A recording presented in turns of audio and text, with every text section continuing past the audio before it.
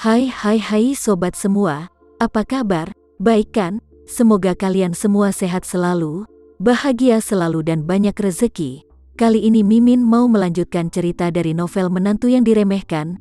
Semoga cerita ini bisa menghibur kalian semua ya, dan bisa menemani hari-hari kalian semua. Oh iya, jangan lupa bantu like dan komen ya biar Mimin tambah semangat uploadnya.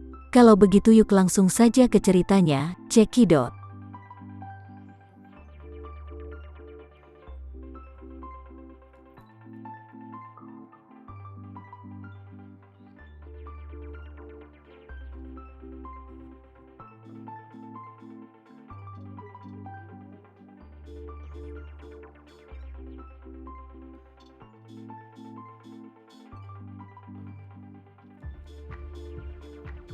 Memikirkan hal ini, Roni Suteja juga merasa ketakutan setengah mati.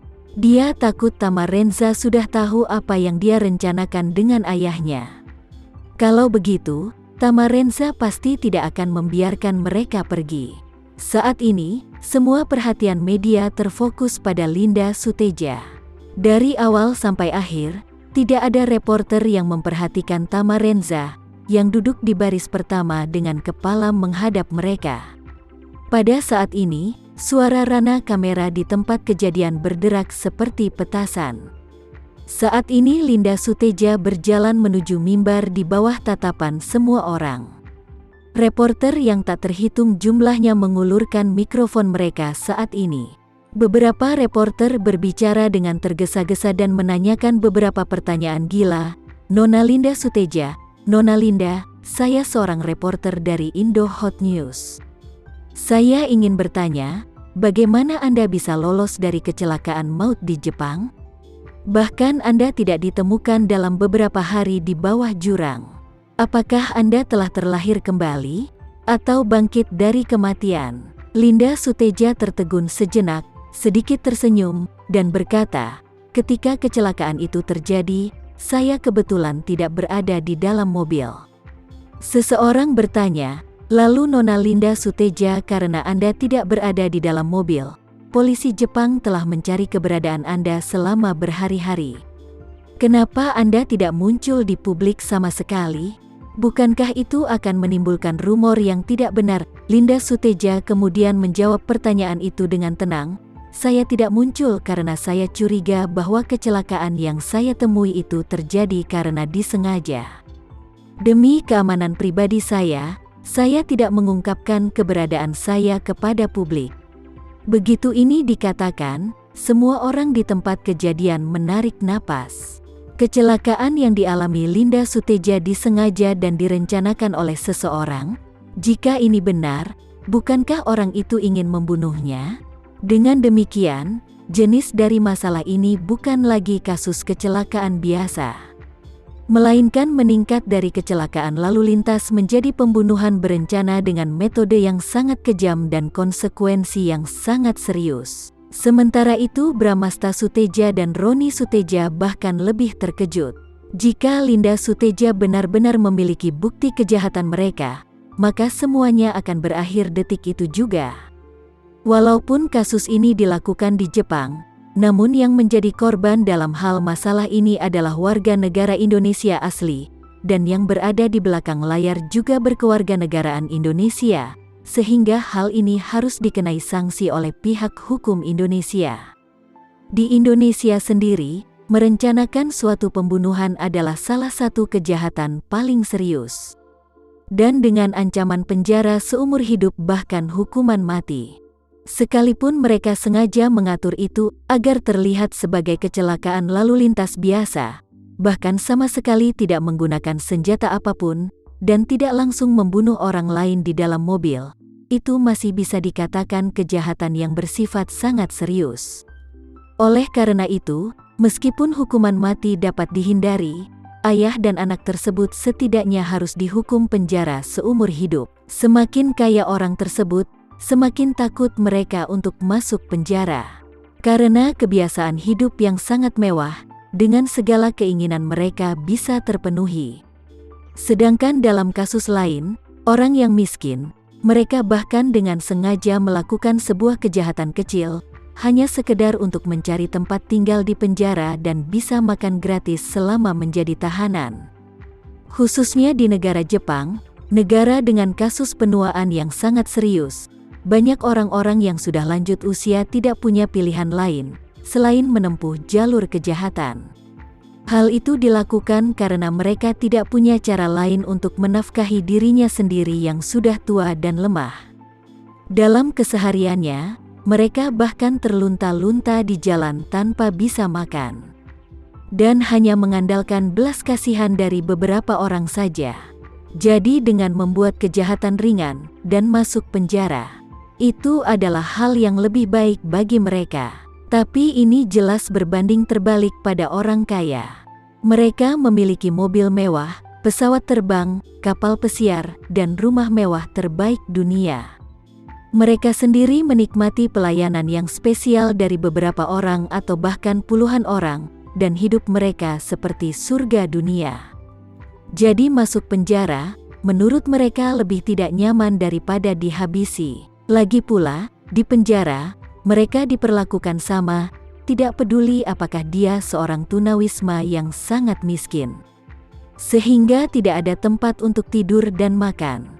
Ataupun orang yang super duper kaya raya bahkan menjadi orang terkaya di dunia.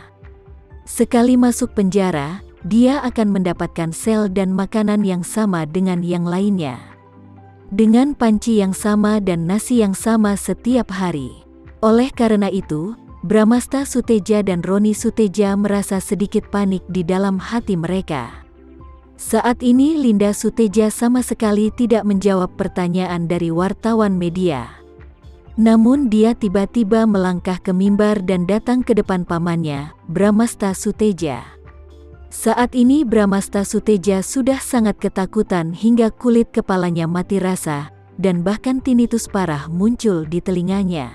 Dia mengira Linda Suteja akan memergokinya tiba-tiba, tetapi dia tidak menyangka bahwa Linda Suteja hanya tersenyum padanya dan berkata dengan sangat sopan, "Paman, akhir-akhir ini, aku sangat mengkhawatirkanmu." Mendengar Linda Suteja berkata dengan halus, Bramastha Suteja menghela nafas lega begitu Linda Suteja mengatakan ini. Dia diam-diam berkata dalam hatinya seperti hidup baru, "Ya Tuhan, aku hampir saja mati ketakutan, ternyata semuanya tidak semenakutkan apa yang kufikirkan." Sepertinya Linda Suteja masih belum tahu bahwa semua ini adalah rencanaku, syukurlah. Tuhan memberkati aku, amin, amin. Sementara itu Roni Suteja yang berada di sebelahnya juga langsung rileks, dan sarafnya yang tegang hampir putus tadi saat Linda Suteja mendekat tiba-tiba melemah.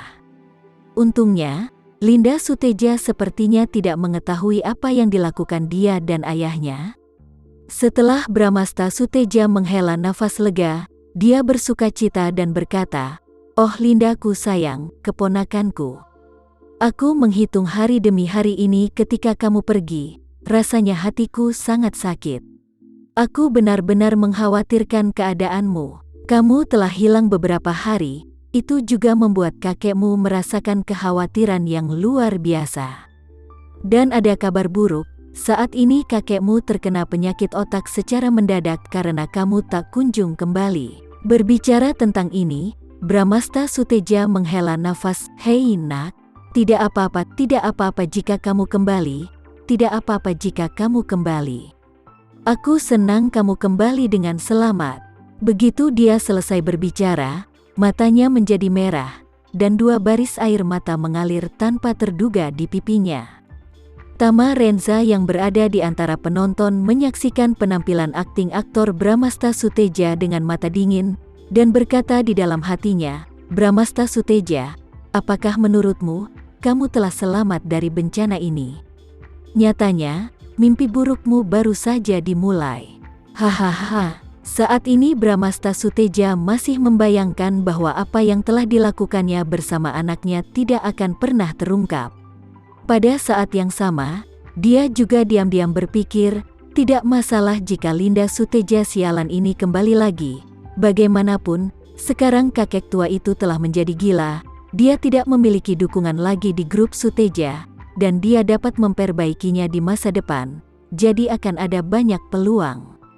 Saat ini, Linda Suteja melihat ke arah Bramasta Suteja dan bertanya dengan keras, "Paman, aku dengar hari ini ada rapat dewan ya, dan di rapat itu telah mencapai keputusan bahwa dewan direksi memilihmu sebagai ketua baru karena aku tidak ada di sini?" Bramasta Suteja menggosok tangannya karena malu, dan tertawa, "Hehehe, jadi begini. Semua orang juga berpikir bahwa grup tidak bisa berkembang jika berjalan tanpa pemimpin, jadi aku direkomendasikan oleh mereka untuk menggantikanmu." Linda Suteja mengangguk dan berkata dengan serius, "Itu sangat bagus. Terima kasih Paman, terima kasih Paman atas perhatianmu padaku."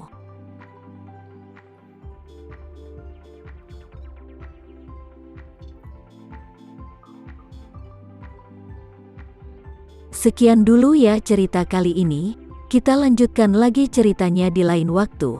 Oh iya, bagaimana menurut kalian? Semoga bisa sedikit menghibur kalian semua. Jangan lupa like, share dan komen ya. Untuk teman-teman yang baru nonton jangan lupa subscribe-nya. Hehehe, kalau ada teman-teman yang ingin gabung langganan bisa langsung gabung saja untuk dapat fitur yang menarik dan sedikit membantu Mimin. Terima kasih sudah menonton, sampai jumpa lagi. Bye.